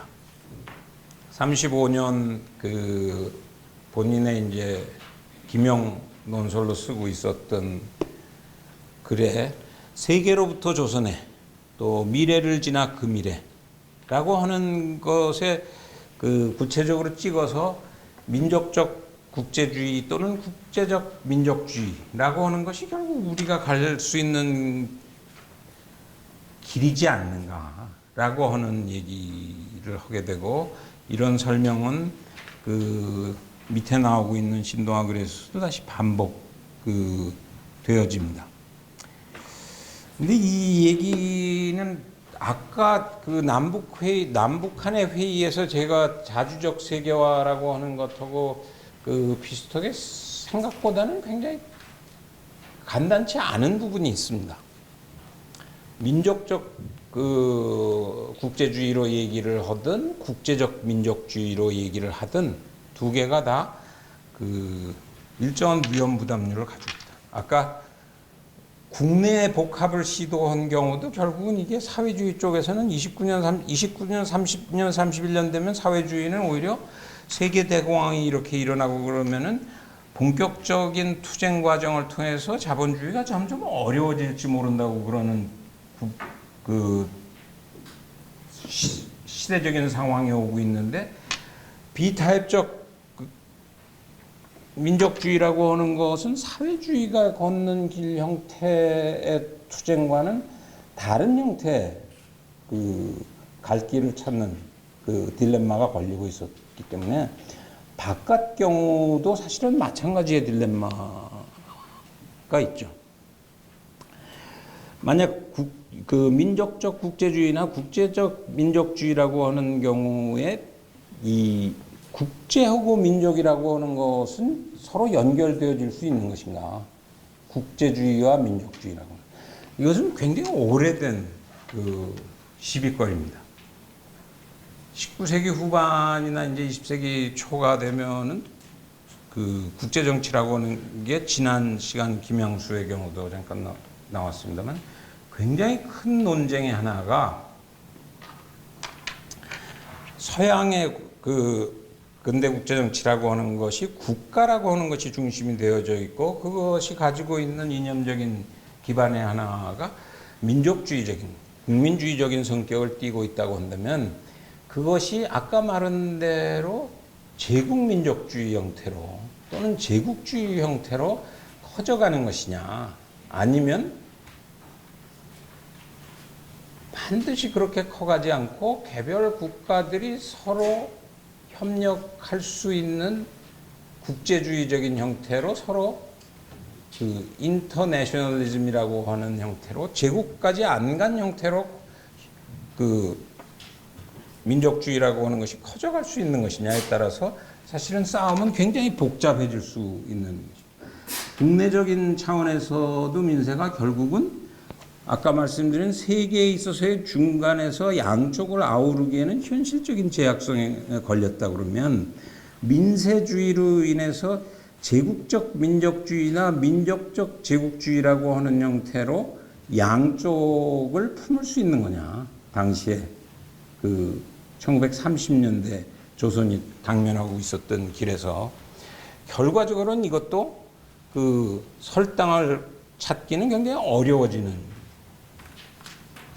따라서 1945년 되면은 마지막으로 한 번 더 바뀌게 되는, 그땐 용어를 다시 바꿔서 기본 프레임워크는 같습니다만은 신민족주의라고 하는 말을 쓰게 됩니다. 그 구체적인 예는 1945년에 책을 급하게 내면서, 그러니까 8월 15일 날 해방이 됐으니까 저 책이 나온 게 아마 9월 20 며칠이에요. 그러니까 굉장히 바쁘게 뛰어다니는 속에 그 짬을 내서 쓰고 제목을 신민족주의와 신민주주의라고 달고 있습니다.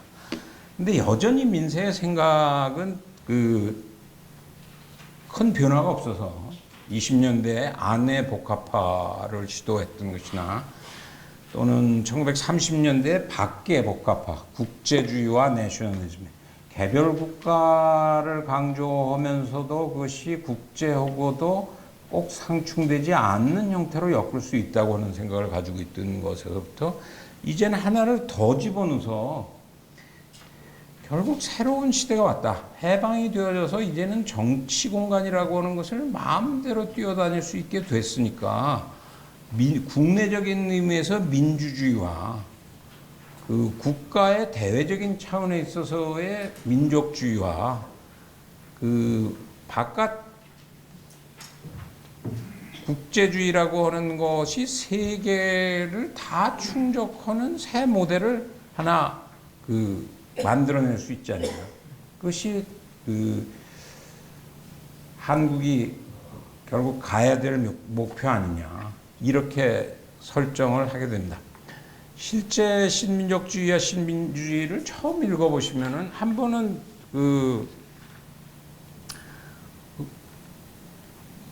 이름이 많이 회자하는 문서입니다. 길이는 그렇게 길지 않은데 처음 읽고는 솔직히 저는 굉장히 당황했습니다. 그 중에 한 반 이상은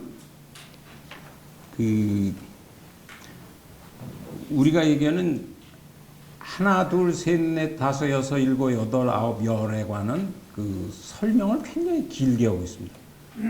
그 이유는 우리가 말하는 신민족주의라고 하는 것이 조선 전통의 그 정치 철학하고 밀접한 연결 관계를 가지고 있다고 그래서 두 가지를 설명을 합니다. 하나는 BC몽이라고 하는, 언론들은 무슨 탤런트 이름 비슷합니다만은 그 비라고 하는 말이 원래 그 시작이라고 하는, 비로소 이럴 때 비 할 때, 또는 비가 내린다고 하는 것도 이제 첫 시작이라는 것이죠.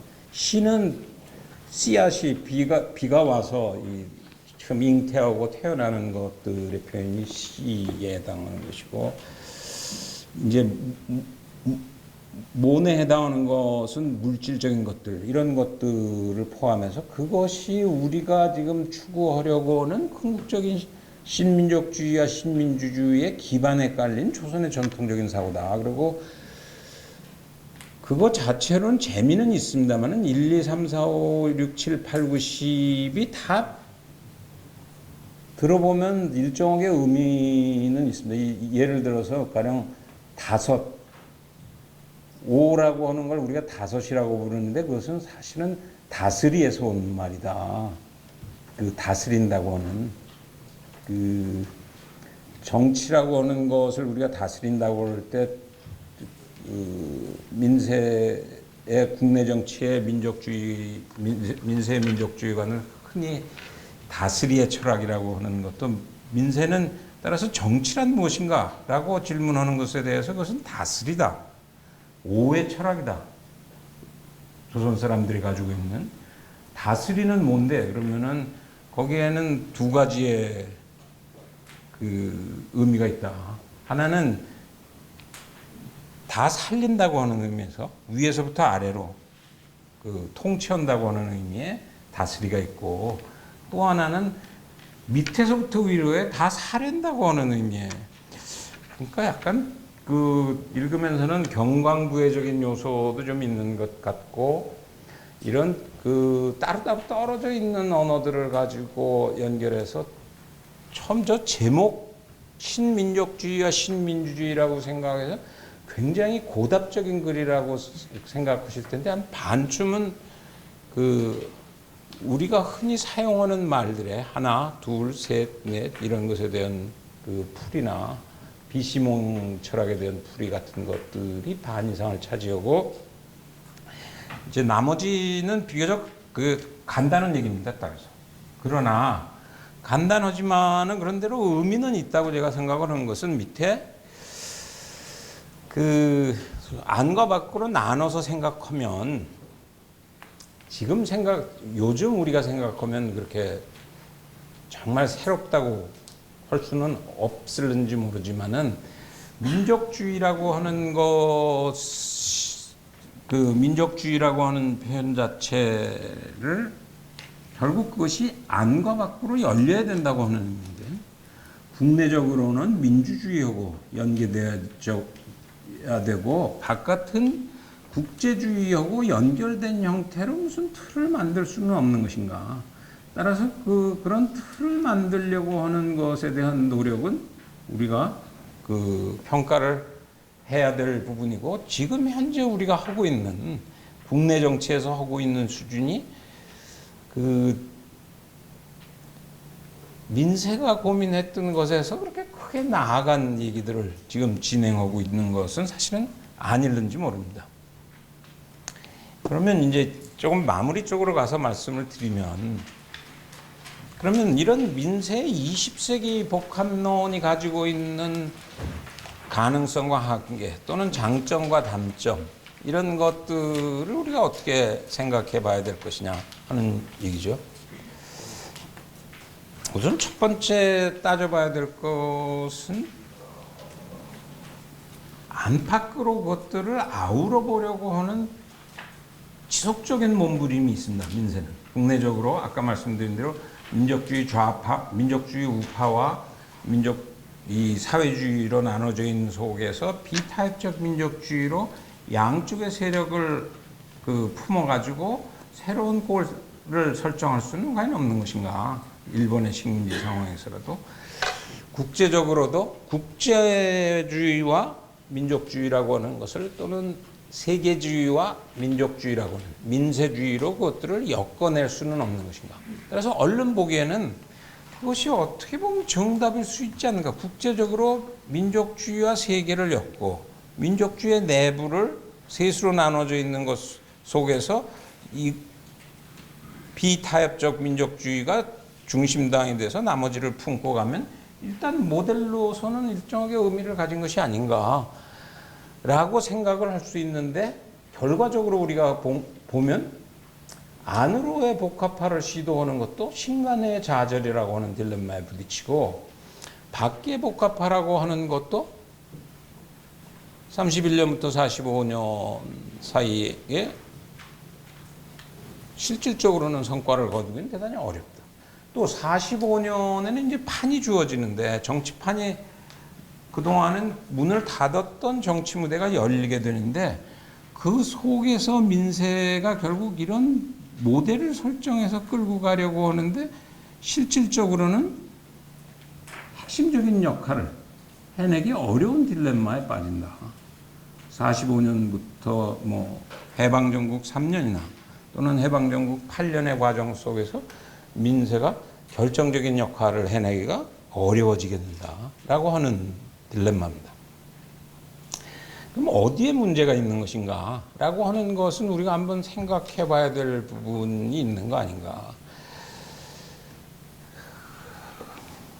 안과 밖을 동시에 생각해 보면 이렇게 우리가 따져볼 수는 있을 것 같습니다. 만약 안에서 신간회나 이런 것을 통해서 민세 모델이 성공을 해서 좌파와 사회주의를, 우파와 사회주의를 얻고 비타입적 민족주의나 민족주의 좌파를 중심으로 해서 비교적 그 일사불란한 게임을 할 수는 없었나.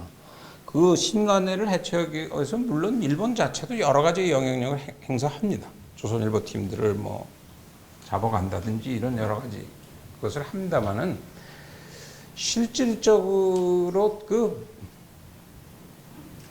비전이나 모델로는 그것이 그 복합이 되어집니다만은 그것을 추진할 수 있는 힘이 복합이 되느냐고 하는 면에서는 사실상은 그 힘을 판단해내는 면에 있어서는 민세가 반드시 성공했다고 보기가 굉장히 어렵다고 하는 딜레마에 빠지게 됩니다.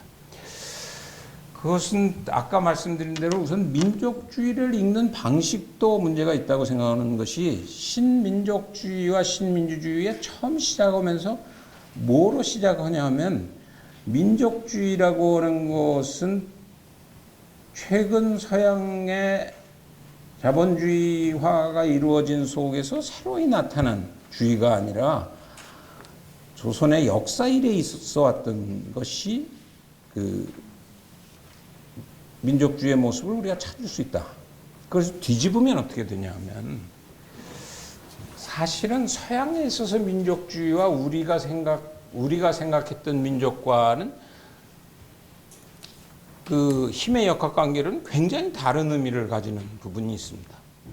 우리도 사학계에서는 그러니까 그것을 그러면 우리가 원민족주의로 부르면 안 되냐. 서양의 근대라고 하는 것이 내셔널리즘이 가지고 있는 그 힘의 역학관계와 우리 경우에 그 민족이라고 하는 것이 사용됐던 것은 그 힘을 판단하는 데 있어서 질적으로 차이가 있었던 부분이 있었다. 따라서 복합을 해내려고 하면은 그것을 추진할 수 있었는데 내부 역량을 마련해야 되는 부분에 있어서 스스로의 내부 역량 마련하는 것도 너무 쉽게 생각했던 것과 동시에 우와 좌라고 하는 것의 힘의 판단에 있어서도 상대적으로는 그 판단에 있어서 일정한 한계에 부딪히는 또 바깥 외세의 국제주의와 내셔널리즘을 연계하는 과정에서도 현실적으로 31년부터 45년 또 45년에서 50년을 보는 경우에 왜 그 김양수의 글과 민세의 글을 맞춰놓고 국제정치를 읽는 방식을 보면 물론 민세가 언론인으로서는 선배고 훨씬 명망 높은 그 민세였지만은 분석하고 있는 글을 두 개를 보면은 사실은 김양수가 훨씬 더 현실주의적으로 정확하게 읽어내고 있는 부분을 가지고 있습니다. 따라서 31년부터 45년이 아까 말씀드린 대로 31년에 만주사변이 일어나고 37년에 중일전쟁이 일어나고 41년쯤 되면 이제 태평양 전쟁이 벌어지게 됩니다. 그런 상황 속에서 국제정치를 얼마나 정확히 읽어냈냐 하는 면에서 충분히 성공했냐라고 물어보면 현실적으로는 답변하기가 어려운 부분이 있다는 거죠. 따라서 45년 언제 그러면 우리가 해방이 될 줄 알았냐. 민색을 자체를 보면 대체로 43년 가을까지도 상황 판단은 안 이루어지는 부분이 있습니다. 결국은 그 분석에 의해서 알게 되었던 것보다는 정보를 통해서 44년 들어서서 점차 조짐이 좀 이상해진다. 총독나 이런 낌새가. 그리고 이제 44년 중후반 가면서는 서서히 저쪽이 접촉을 해오는 지도들이 이루어지는 과정 속에서 아, 이게 사태는 변하는구나 라고 하는 그 문제를 겪게 됩니다. 그래서 전형적으로 45년 이후도 마찬가지라고 생각되어집니다. 45년 이후에 판이 어떻게 벌어질 것이냐. 동아시아를 한반도를 중심으로 한 동아시아판에서 누가 판을 가장 정확히 읽은 것인가. 민세같이 이것을 복합을 해보려고 하는 것이 정확히 읽은 것인가. 아니면 결과적으로 북은 김일성, 남은 이승만에 의해서 양쪽이 분단에 그 정부가 수립되어지는데 읽어내는 방식은 결과적으로는 이승만 대통령이 제일 정확하게 읽은 거죠. 1945년 8월 되고 대부분의 사람들은 혼란을 겪었던 게 형식적으로는 미국과 소련이 다 전승국이었기 때문에 그 두 나라에 의해서 한반도가 양분화되리라고 하는 상황 판단을 쉽게 여기는 굉장히 어려웠죠. 따라서 특히 남쪽에 있어서 그 20년대 셋으로 나눠져 있었다고 그랬는데 해방이 되고 나서 공산당이라는 것이 일정 기간 합법화되는 과정을 겪게 됩니다.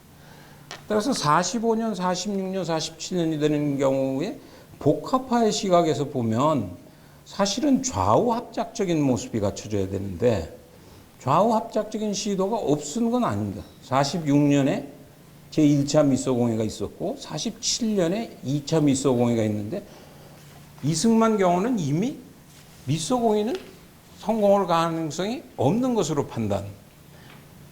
김일성도 그것이 성공할 가능성은 이미 없는 것으로 판단하고 있었고 오히려 복합팀들은 그것의 찬스를 그래야 결국 이것이 통일이 되는 것이 아닌가 이렇게 생각했기 때문에 찬스가 있지 않나라고 판단했던 것이죠. 그런데 이승만 같은 경우는 결국 왜 깨진다고 생각했던 것인가.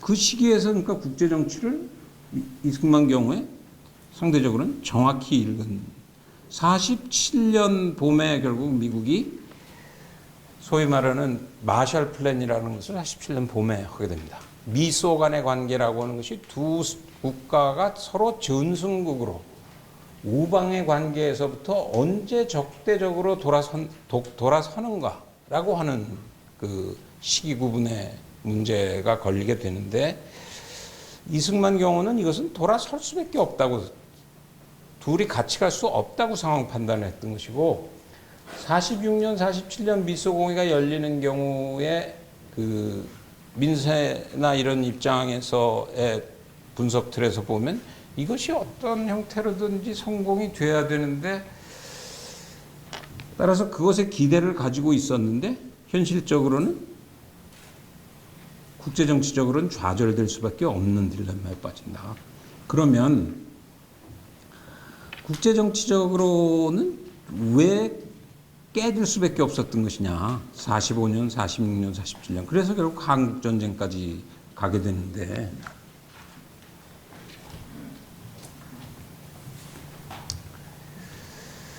(46년) 1차 미소공회 열릴 때는 미 군정은 공식적으로는 따라서 미국으로부터의 훈령도 일단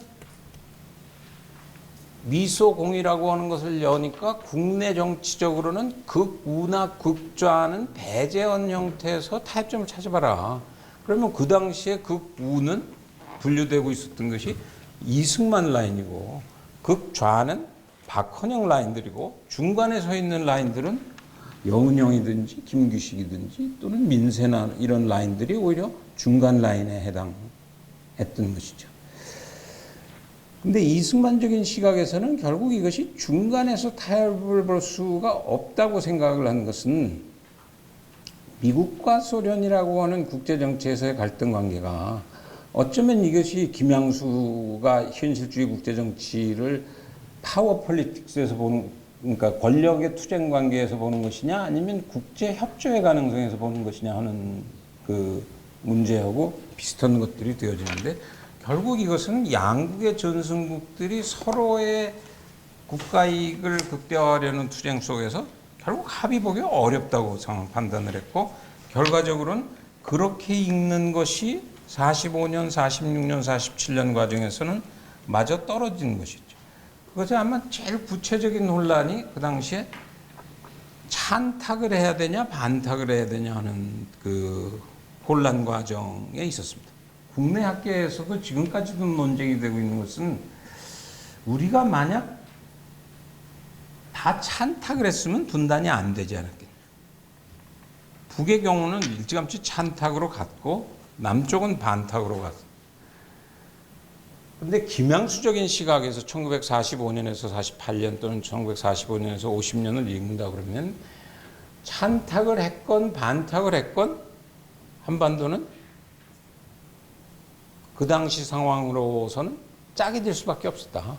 미소의 갈등 관계라고 하는 것은 표면화될 수밖에 없고 그것이 가장 상대적으로 국내 역량이 약한 공간에서 터져나올 수밖에 없다 그러면 불행하게도 그것이 한반도에서 그 피해를 볼 수밖에 없는 어려움을 현실적으로 가지고 있었다. 막을 길은 없었냐?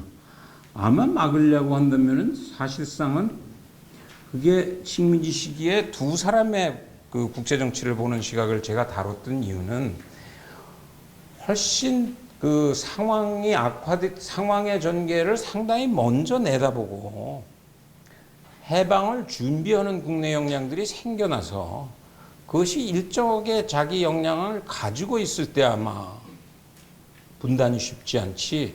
우리는 노력은 했습니다만은 뭐 임정도 있었고 이승만의 노력도 있었고 또 그 만주나 이런 여러 군데서의 노력이 있었습니다만은 사실상 국제 정치적으로 해방이 되어졌기 때문에 국제 정치의 미소의 이해 갈등이 어떻게 전개되냐 하는 것을 완화시키기가 국내적으로 굉장히 어려웠다. 그러면 민세의 모델은 맞지 않냐?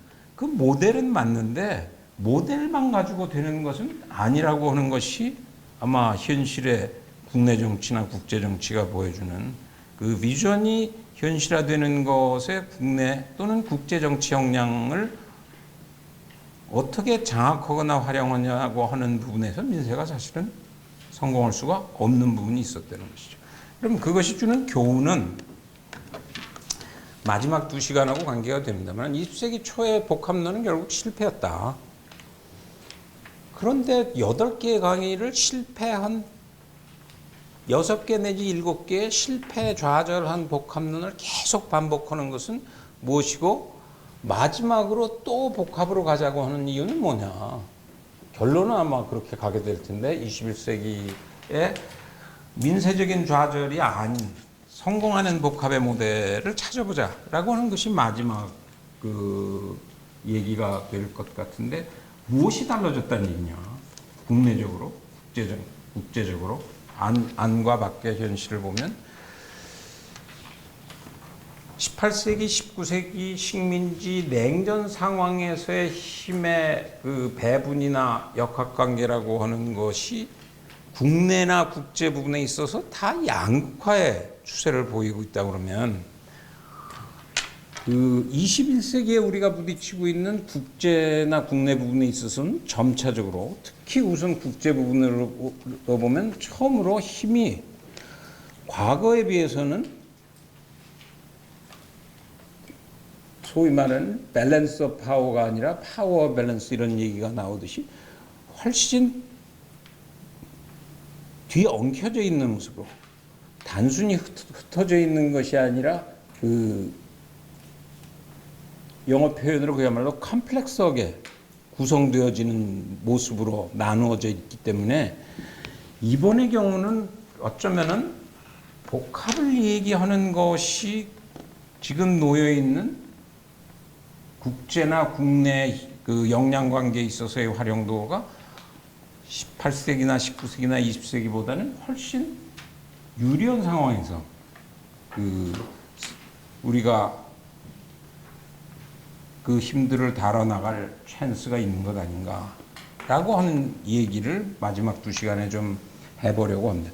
국내 파트도 뭐 여기 김 의원도 와 계시지만은 물론 아직까지는 그 극화되어 있는 요소가 강하지만은 아마 식민지 시기의 투쟁 관계나 또는 해방 정국의 투쟁 관계에 비해서는 조금 더 점차적으로 시간의 흐름에 따라서 그것은 조금 더 국내적인 차원에서도 복합적인 성격을 띌 수밖에 없는 거라고 그런다면 그 21세기에 맞는 새로운 복합 모델이라고 하는 것을 우리가 동시에 그것을 추진해 나갈 수 있는 힘의 역량 관계와 조응시켜 나간다 그러면 처음으로 지난 250년 만에 처음으로 어쩌면 그 복합 모델이라고 하는 것이 한반도에서 창출될 수는 없는 것인가? 국내적으로 남북한 경우에, 동아시아 경우에 또는 지구 전체의 역량관계 속에서 굉장히 모델 자체는 골치 아픈 모델이 전에는 두 개로 딱 나눠져 있는 뭐 냉전 기간에는 미국이냐 소련이냐 뭐 이렇게 나눠져 있다든지 그 서양이냐 동양이냐 나눠져 있던 것에 비해서는 큐빅 돌리듯이 굉장히 복잡해진 모델이지만은 우리가 그런 새로운 생각을 해야 될 그 시기에 온 것이 아닌가 하는 것이 아마 마지막 그 20세기 후반, 21세기 상반에 우리가 집중적으로 얘기를 좀 하게 될 것 같습니다.